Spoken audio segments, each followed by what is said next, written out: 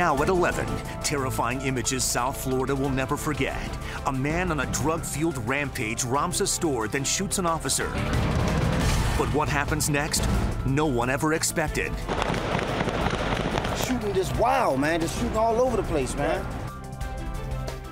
And by 5 a.m. on December 10th, every cop in South Florida was looking for Adrian Montesano. CBS 4 News has spent the last 5 months piecing together what happened when police finally found him just before sunrise.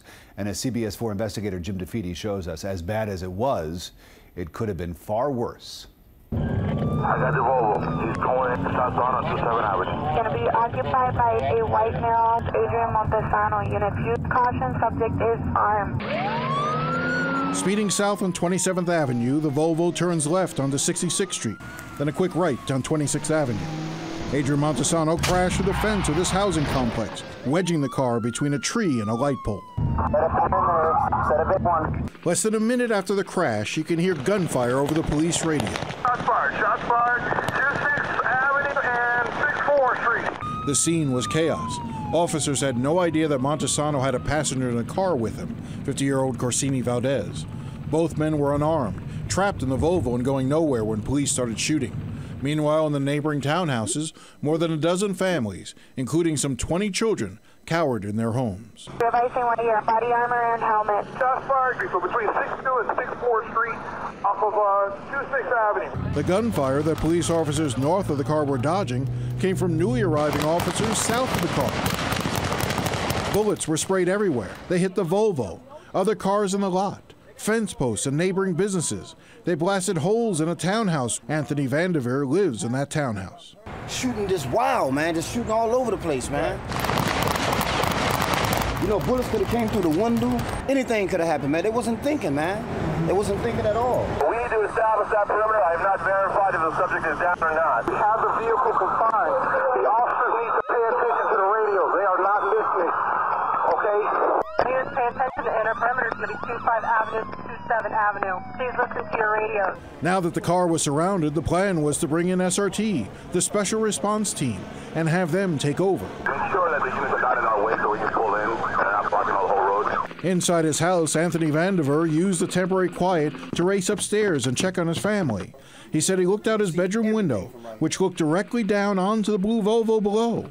He said he could hear the police yelling at the men in the car. They would say, put your hands up, and the guys were still moving after they shot like maybe 50, 60 times. Right. And the guy tried to put his hands up, and as soon as they put their hands up, it erupted again. And that was it for them. That guy tried his best to give up. You actually looked out your window and saw the driver with his hands in the air? I swear to God, on everything I love. My kids, my mama, everything. I seen it all. And it went on and on. Almost 25 seconds of unrelenting gunfire. In all, 23 officers fired at least 377 rounds. But Montesano and Valdez weren't the only ones struck. 2 Miami-Dade police officers were hit as well, caught in the crossfire. Get all the officers up to the side. We got to get rescue in here. There's too many officers in here. Back them up. To avoid any more officers being shot, dispatchers passed the order there is to be no more shooting. Have all units stand down in that inner perimeter. Get out of the way.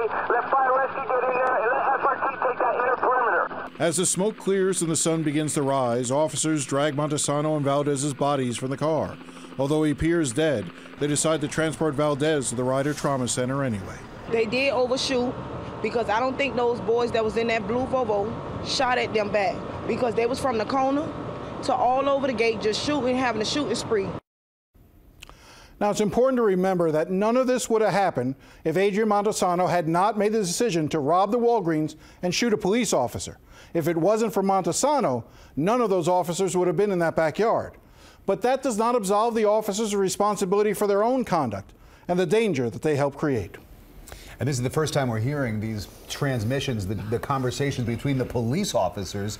I mean, I can't believe how chaotic it all sounds. It really was. That's the thing that we wanted with this story, was let the officers tell the story in their own voice. You'd never heard those radio transmissions before, and you just realize how much chaos, how really out of control. 3 different agencies all trying to talk to each other, all caught in the moment, very emotional for them, and the result could have been far more tragic than it already was. CBS 4 investigator Jim DeFede. Jim, thanks very much.